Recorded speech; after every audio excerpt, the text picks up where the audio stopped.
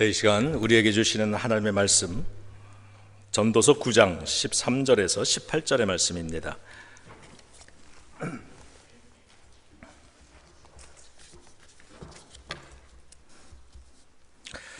구약성경 전도서 9장 13절에서 18절의 말씀입니다.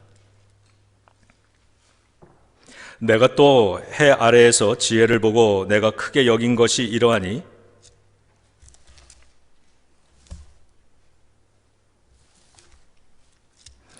곧 작고 인구가 많지 아니한 어떤 성읍에 큰 왕이 와서 그것을 애워싸고 큰 흉벽을 쌓고 치고자 할 때에 그 성읍 가운데 가난한 지혜자가 있어서 그의 지혜로 그 성읍을 건진 그것이라. 그러나 그 가난한 자를 기억하는 사람이 없었도다. 그러므로 내가 이르기를 지혜가 힘보다 나으나 가난한 자의 지혜가 멸시를 받고 그의 말들을 사람들이 듣지 아니한다 하였노라. 조용히 들리는 지혜자들의 말들이 우매한 자들을 다스리는 자의 호령보다 나으니라. 지혜가 무기보다 나으니라. 그러나 죄인 한 사람이 많은 선을 무너지게 하느니라. 아멘. 하나님의 말씀입니다. 자, 우리 말씀을 위해서 기도하겠습니다.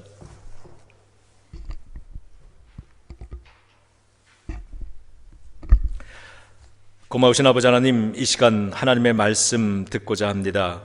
주님의 말씀을 함께 나눌 때 우리에게 향하신 하나님의 뜻을 깨달을 수 있게 하여 주시고, 하나님, 우리가 무엇을 듣기 원하는지, 우리가 무엇을 알기 원하는지, 무엇을 고백하기 원하시는지 하나님 성령님의 인도함 가운데 저희 모두가 깨닫는 시간, 붙잡는 시간, 또 말씀에 붙들리는 시간이 되게 하여 주시옵소서.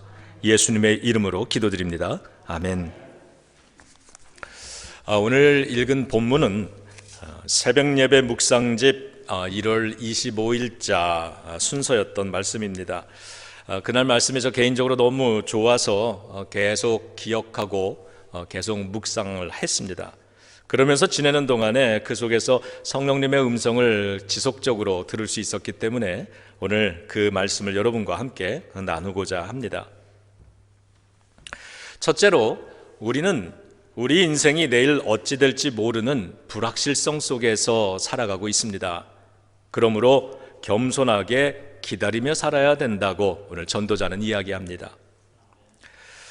1절을 우리가 읽지는 않았지만요, 오늘 본문 9장 앞부분 1절을 보시면 전도서를 쓴 지혜자는 인생을 내가 이만큼 살아보니 자신의 삶은 하나님의 손 안에 있는 것이었다는 걸 깨달았다고 고백하고 있습니다. 내가 이만큼 살아보니 내 인생은 하나님의 손에 있는 거구나. 그러면서 이렇게 얘기합니다. 의로운 사람도 지혜로운 사람도 자신의 장래일을 알지 못하듯 우리는 하나님의 생각을 알지 못하고 산다. 이렇게 얘기합니다. 우리가 나름 의롭다, 지혜롭다 이렇게 생각하고 판단하면서 행동하지만요, 하나님께서 내 행위를 좋아하실지 또 미워하실지 우리는 다 알지 못합니다. 또한 나의 행위를 하나님이 보시는데, 그리고 그 행위를 따라서 보응하시는데 하나님의 대응이 사랑인지 미움인지 알지 못한 채 그저 우리는 좋은 결과가 나오기를 기다리는 심정으로 살고 있는 것이라고 오늘 전도서는 이야기합니다. 하나님의 섭리는 언제나 시간이 지난 후에 깨달아집니다. 그때가 가야 뒤를 돌아보면서 이게 하나님의 뜻이었구나 깨닫는 것이 우리들의 한계입니다. 그렇기 때문에 우리 모두는 겸손한 마음으로 기다리며 사는 것이라고 말합니다. 하나님의 심정을 헤아리면서 기다릴 줄 아는 인생, 복된 인생인 줄로 믿습니다. 그래서 전도자는요, 우리가 오늘을 살지만 사실은 미래를 향해서 사는 것이라고 그렇게 이야기하는 겁니다. 두 번째로, 세상 모든 사람들 모두의 인생에는 똑같은 일이 닥친다. 그러므로 실망을 이기며 살아야 한다고 말을 합니다. 2절과 3절에서는 이렇게 이야기를 합니다. 의로운 사람이나 악한 사람, 깨끗한 사람이나 더러운 사람, 선한 사람이나 죄인, 제사를 드리는 사람이나 제사를 드리지 않는 사람 모두의 인생에는 똑같은 일이 벌어지더라 하는 겁니다. 의롭게 산다고 해서 악인들이 당하는 불행을 피해가는 것도 아닙니다. 선하게 사는 사람들도 병에 걸리고 사고를 당하고 불행을 겪습니다. 그래서 살면서 보니 모두의 인생에는 똑같은 일들이 닥친다는 것을 오늘 전도서 기자는 이야기를 합니다. 그렇기 때문에 너는 의인이니까 반드시 잘 될 거야, 이렇게 자신 있게 말할 수 있는 사람 아무도 없는 겁니다. 죽음도 마찬가지입니다. 모든 사람들에게 동일하게 임하는 것이 죽음이라고 오늘 본문은 이야기합니다. 5절과 6절에서는 이렇게 이야기하는데요. 우리 사람들은 모두가 다 자기가 죽을 걸 알고 살지 않느냐. 착하게 살았다 그래서 죽음이 안 오는 것도 아니고, 악하게 살았다 그래서 그 죽음이 또 2배로 오는 것도 아니지 않느냐. 우리 모두는 선하게 살든 악하게 살든 죽음 앞에 죽음이 인생에 닥쳐올 거라는 사실을 모두가 알고 살아간다. 그리고 죽으면 다 소용없어지는 것들, 그런 헛된 것들이 있다는 사실도 우리는 안다고 말을 합니다. 그러면서 사랑도 미움도 질투도 그것들로 인해서 일어나는 일들, 우리가 겪으며 사는 것인데, 그 당시에는 그 일들이 아주 심각하게 보이지만 결국엔 다 잊혀지는 무의미한 것들 아니냐, 이렇게 얘기합니다. 사랑이나 미움이나 질투나 이런 것들 때문에 오늘 속상해하고 상처받고 아파하고 괴롭다고 말을 하지만, 사람들은 시간이 좀 지나면, 내가 죽으면 그런 거 하나도 다 기억해주지 않는다고 말을 합니다. 여러분 아마 이런 경험들 다 있으실 겁니다. 여러분이 억울하고 힘든 일을 겪으셨을 때 그 당시에 주변에 있는 사람들은 함께 슬퍼하고 함께 분노해 주지만, 시간이 조금 지나가면 그들의 공감은 무뎌지고 기억은 희미해지면서 점차 아무도 여러분의 그 어려운 것에 신경 써주지 않는 것을 경험했을 겁니다. 오히려 시간이 지나면 아직도 거기서 헤어나지 못하고 있다고 핀잔을 주고 비난을 하는 법입니다. 내가 힘든 일을 겪고 있는데, 너무 힘든데 공감 능력이 부족한 사람들은 옆에서 욥의 친구들이 했던 것처럼 그 내가 받는 고난을 너무 쉽게 평가하고 쉽게 이야기합니다. 이렇게 해야 되는 거야, 용서해야 되는 거야. 그러더니 자기가 그 비슷한 일을 만나자 세상에 다 나쁜 인간들만 사는 것처럼, 자기 혼자 피해자인 것처럼 난리는 치는 그런 사람들도 있다는 거 여러분 경험하셨을 겁니다.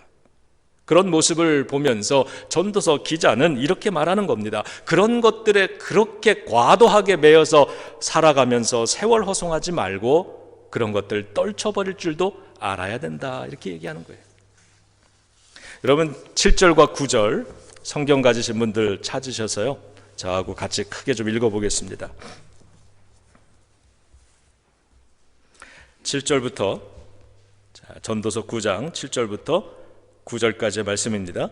너는 가서 기쁨으로 내 음식물을 먹고 즐거운 마음으로 내 포도주를 마실지어다. 이는 하나님이 내가 하는 일들을 벌써 기쁘게 받으셨음이니라. 내 의복을 항상 희게 하며 내 머리에 향 기름을 그치지 아니하도록 할지니라. 내 헛된 평생의 모든 날, 곧 하나님이 해 아래에서 내게 주신 모든 헛된 날에 내가 사랑하는 아내와 함께 즐겁게 살지어다.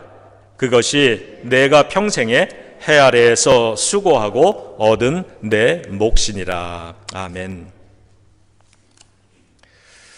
여러분 힘든 일을 만나면 이런 생각 해보셨을 것 같아요. 저도 그런 생각을 해보는데, 지금 내가 겪고 있는 이 일이 과연 영원한가, 이런 생각을 해봅니다.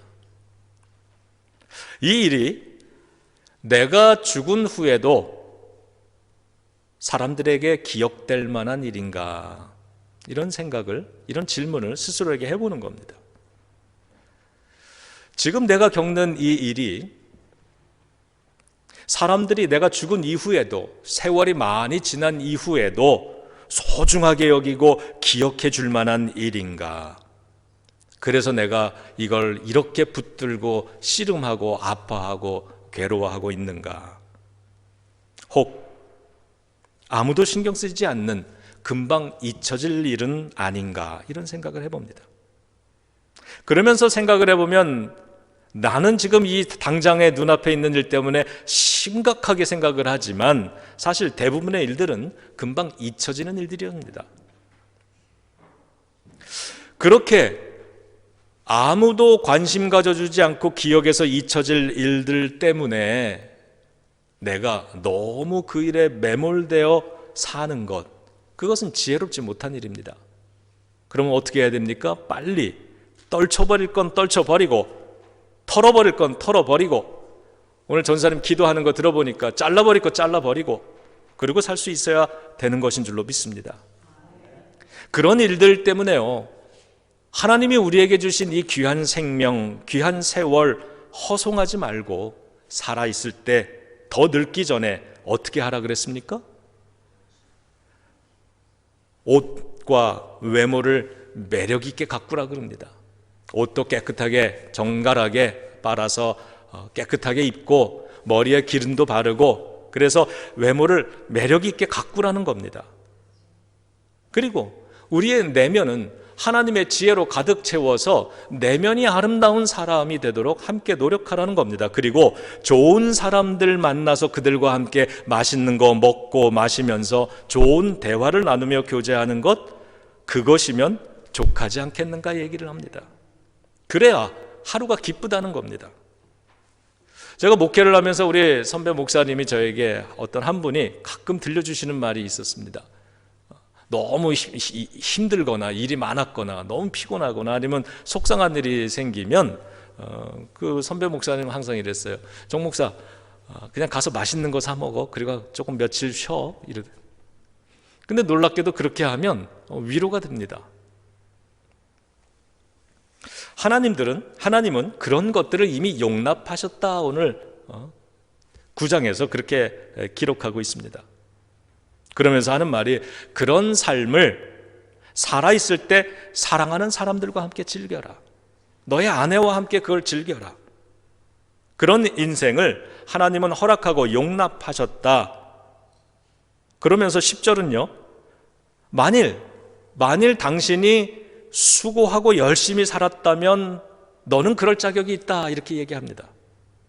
인생을 즐겁고 보람 있게 살려고 노력하는 것, 그것이 지혜라고 가르쳐 주는 겁니다. 여러분, 우리 인생은 하나님이 주신 선물인 줄로 믿습니다. 그러면서 세 번째로 뭐라 그러냐면요, 인생은 공평하지 않다. 그래서 인생의 허무함을 극복하며 살게 해 주시는 예수 그리스도의 지혜를 사모해야 된다라고 말을 이어갑니다. 11절에 보면 인생은 노력하고 열심히 준비해야 기회가 왔을 때 성공할 수 있다고 말을 합니다. 그렇지만 인생에서는 경주자들이 빨리 달린다고 이기는 것도 아니고, 용사들이라고 해서 전쟁에서 늘 승리하는 것도 아니며, 지혜자들이라고 해서 다 성공하는 것도 아니고, 명철하다고 해서 부자가 되는 것도 아니고, 지식인이라고 해서 다 존경받고 사는 것도 아니라는 걸 기억하라는 겁니다. 모든 사람들에게는 때와 기회가 주어져야 합니다. 때와 기회가 주어지면 일이 잘 풀리고, 때와 기회가 주어지지 않으면 열심히 했어도 잘 안 풀리는 것이, 그것이 인생살이 현실이다, 이렇게 가르칩니다. 그런데 이 때와 기회라는 게 불공평해서요, 어떤 사람에게는 많이 주어지고 어떤 사람에게는 적게 주어지는 것이더라, 이렇게 얘기합니다. 그러면 인생이 공평합니까? 인생 불공평하죠. 그러면서 12절로 넘어가면 어디 그뿐이겠는가, 이렇게 얘기합니다. 그것도 불공평해서 억울한 사람들이 있는데, 근데 인생엔 재난도 있더라라고 하는 거예요. 언제 닥칠지 아무도 모릅니다. 마치 물고기들이 그물에 걸리는 것처럼, 새들이 덫에 걸리는 것처럼 사람들도 재앙의 덫에 걸리면, 덮치면 피하지 못하고 사로잡히게 되더라. 그래서 인생이 허무하다고 느끼는 사람들이 많다는 겁니다. 아니, 열심히 그래도 성실하게 살아왔는데 기회가 좀처럼 주어지지 않는 겁니다. 남들처럼 많은 유산을 받은 것도 아니고, 남들처럼 인생을 탄탄하게 준비해 나갈 수 있는 그런 기회들이 주어진 것도 아니고, 그렇지만 열심히 자수성가의 꿈을 꾸면서 살아왔는데, 근데 남들은, 나처럼 노력 안 하는 사람들은 기회가 많이 주어지는데 나한테는 기회도 안 주어지니까, 야, 인생 너무 힘들다, 너무 아프다, 외롭다, 이거 너무 불공평하다 이러고 살았는데 갑자기 병에 걸리거나 어려운 일이 턱 하고 생기면 정말 인생이 너무너무 허무해진다라고 하는 겁니다. 그러면서 이런 질문을 하죠. 왜 인생이 불공평할까? 왜 인생이 왜 그래야만 할까? 거기에 대한 대답을 오늘 전도서도 주려고 노력하는 것이고, 성경이 우리들에게 들려주고 있는 것인데요, 그 대답이 뭐냐 하면, 세상 지혜는 완전하지 못하기 때문입니다. 사람의 지혜는요, 세상을 완전하게 다스리거나 공평하게 통제할 만한 그러한 선함도, 그러한 지혜도, 그러한 힘도 가지고 있지 않은 겁니다. 그렇기 때문에 우리 사람들이 참으로 의지해야 할 것은 세상의 지혜, 사람의 지혜가 아니라 역사를 주관하시는 하나님의 지혜, 그 지혜를 가지고 우리들에게 가르쳐주고 보여주신 예수 그리스도의 지혜라고 오늘 본문이 가르쳐줍니다. 그 부분이 오늘 우리가 읽은 그 본문입니다. 14절부터 15절에 의하면 하나의 스토리를 이야기하는데, 한 큰 왕이 있었습니다. 그런데 이 크고 힘센 왕이 한 작은 도시를 허물기 위해서 군대를 이끌고 자기의 힘을 총동원해서 그 도시를 에워싸고 토성을 쌓고 공격하고자 합니다. 위기죠. 그런데 그 도성에, 작은 도시에 지혜자가 한 사람 살고 있었습니다. 그 도시에 사는 가난한 지혜자가 있어서 그가 뛰어난 지략과 병법과 지혜를 가지고 그 큰 왕을 물리치고 성읍을 구했다는 겁니다. 얼마나 신나는 일입니까? 그런데 반전이 일어납니다. 사람들은 그 가난한 지혜자를 기억하지 못한다, 기억하지 않는다고 이야기를 합니다. 왜 사람들은 그 가난한 지혜자를 기억하지 않을까? 왜 그를 금방 잊었을까? 여러분, 왜라고 생각하십니까? 16절에 보면 그 이유를 설명하는데요, 사람들은 힘있고 큰 왕을 이기는 것은 가난한 지혜자였다는 걸 인정하고 있습니다. 지혜가 힘보다 낫다 이렇게 기록합니다. 그걸 사람들이 다 인정하는 겁니다. 여러분, 지혜가 낫습니까? 힘이 낫습니까? 지혜가 난 거죠. 솔로몬도 하나님이 너 무엇을 원하냐 그랬더니 힘 주세요 그러지 않고 지혜를 주세요, 그래서 지혜도 얻고 힘도 얻고 부귀도 얻지 않습니까? 여러분, 우리는 힘보다 지혜가 더 낫다는 것을 다 인정합니다. 오늘 이 작은 도시에 살고 있는 사람들도 다 인정합니다. 그리고 눈으로 봤습니다. 가난한 지혜자가 큰 왕을 이겨내는 것을, 그리고 도성을 구한 것을 목격했습니다. 그런데 잊었습니다. 잊어버립니다. 왜 그랬을까? 우리가 인생을 보면서 인생이 왜 이럴까 이렇게 질문하는 것처럼 오늘 우리들의 삶을 보면서 이 전도자가 도대체 너희는 왜 그럴까? 이렇게 질문하는 겁니다.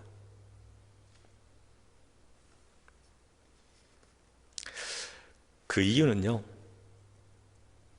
가난하다라고 하는 말에 힌트가 있습니다.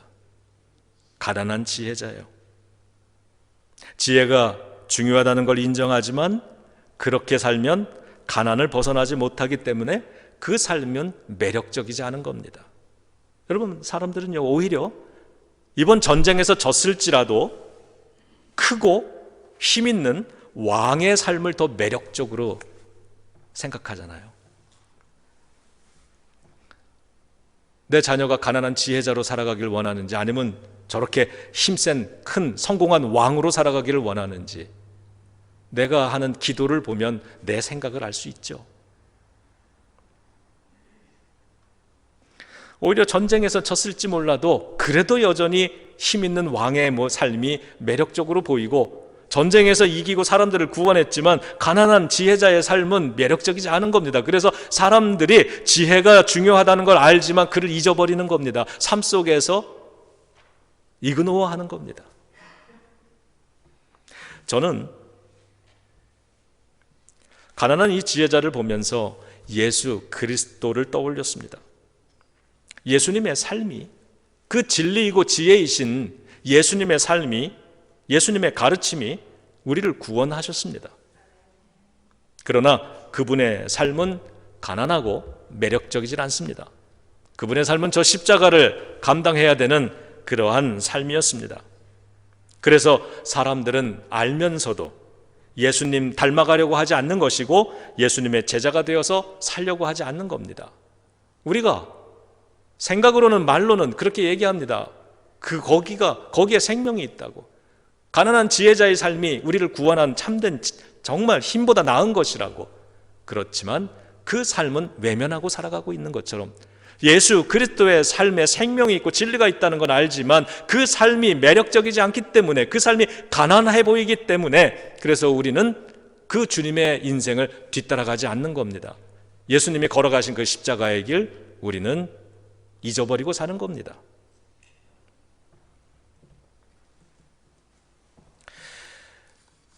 크고 힘 있는 왕이 도시를 공격하려고 에워쌌다고 이야기를 합니다. 그렇듯이 지금 우리들이 살아가고 있는 오늘의 현실, 세상의 지혜라고 하는 크고 힘 있는 왕의 공격을, 매력적인 왕의 공격을 우리가 받으면서 살고 있다는 것입니다. 그래서 그 어느 때보다도 우리는 이 위급한 상황에서 들려오는 예수 그리스도의 지혜의 목소리, 지혜의 가르침에 귀를 기울여야 한다고 성경이 말씀을 합니다. 16절 우리 띄워주시면 큰 소리로 같이 읽겠습니다. 시작. 그러므로 내가 이르기를 지혜가 힘보다 나으나 가난한 자의 지혜가 멸시를 받고 그의 말들을 사람들이 듣지 아니한다 하였노라. 여러분, 예수님의 작은 지혜도 세상의 왕들보다 더 크고 강하다는 사실을 인정하고 살아야 될 줄로 믿습니다. 우리 17절도 함께 읽습니다. 17절입니다. 시작. 조용히 들리는 지혜자들의 말들이 우매한 자들을 다스리는 자의 호령보다 나으니라. 세상을 다스리는, 우매한 자들을 다스리는 호령, 큰 소리보다 무엇이 더 나아요? 조용히 들리는 지혜자의 말이 훨씬 낫다라고 얘기합니다. 하나님의 세미한 음성이 크게 고함치고 호령하는 세상의 지혜보다 더 귀한 줄로 믿습니다. 우리가 기도해야 되는 이유가 거기에 있고, 우리가 성경을 읽고 묵상해야 되는 이유가 거기에 있습니다. 우리가 기도와 묵상으로 조용히 귀 기울이고 있으면 하나님의 세미한 음성이 들립니다. 그런데 그 세미한 음성 속에 담아주시는 말씀들이 놀랍게도 나를 살리고 나를 지키고 나를 인도해 줍니다.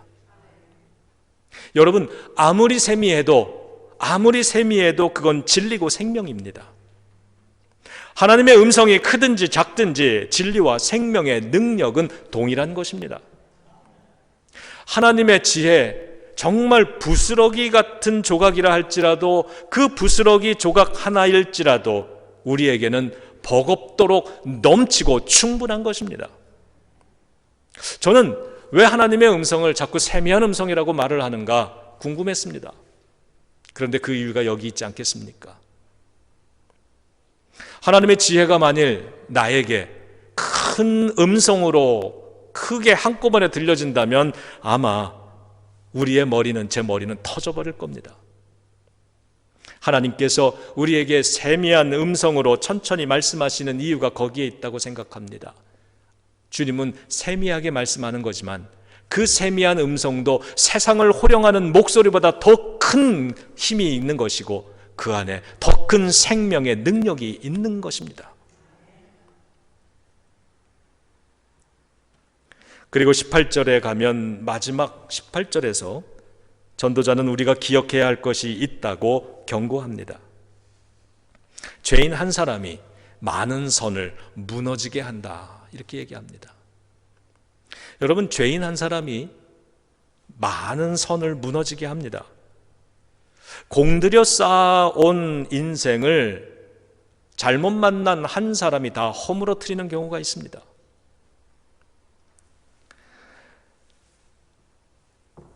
많은 성도들이 충성과 헌신으로 세워온 교회 공동체를 허물어뜨리는 건 한 사람일 수 있습니다. 그런 일이 일어나지 않도록 우리는 경계하며 인생을 잘 살아야 된다고 이야기를 합니다. 그런데 여러분, 이 일은 우리 속에 있다는 겁니다. 내 안에 품은, 내가 품고 살아가는, 내가 흠모하며 살아가는 세상의 큰 왕, 세상의 지혜, 이것을 흠모하는 것 그거 하나가 믿음으로 쌓아온 성도의 삶의 모든 노력들을 단번에 다 허물 수 있다라고 하는 경고입니다. 그런 일이 생기지 않도록 경계하며 지내라는 겁니다. 여러분, 어리석음으로 주님의 지혜를 거부하면 많은 선한 것들이 한꺼번에 무너질 수 있습니다. 그러한 경계심을 가지고 내가 혹시라도 한순간이라도 가난한 지혜자를 밀어내고 세상의 왕과 같은 그러한 것을 흠모하며 그것을 귀 기울이며 그것을 선택하며 산다면 그 한 번의 실수 때문에 우리들의 신앙도 우리들의 인생도 크게 무너질 수 있다라고 하는 사실, 이것을 기억하며 이렇게 기도할 수 있어야 되겠습니다. 성령님, 나를 도와주셔서 내가 단 한순간이라도 가난한 지혜자 대신에 세상을 흠모하지 않게 해주시고 세상의 것을 취하기 위해서 가난한 지혜자를 내가 거부하지 않게 해주시고 하나님의 지혜만이 살린다고 하는 그 말씀 붙들고 나를 이기기 위해 씨름하며 살아가는 내 인생의 여기가 야복강이 되게 해주소서, 이렇게 기도할 수 있어야 되겠습니다. 사랑하는 예비교회 성도 여러분, 도성을 구한 가난한 지혜자를 여러분의 마음에 품고 기억하며 살아가시기를 주님의 이름으로 축원합니다. 우리 모두는 불완전하고 예측 불가능한 세상 속에서 살고 있습니다. 더구나 세상의 지혜를 가지고 사람들이 만든 이 세상의 질서는 불공평합니다. 사람들은 죄가 많아서 의로움과 평화를 우리들에게 주지 못합니다.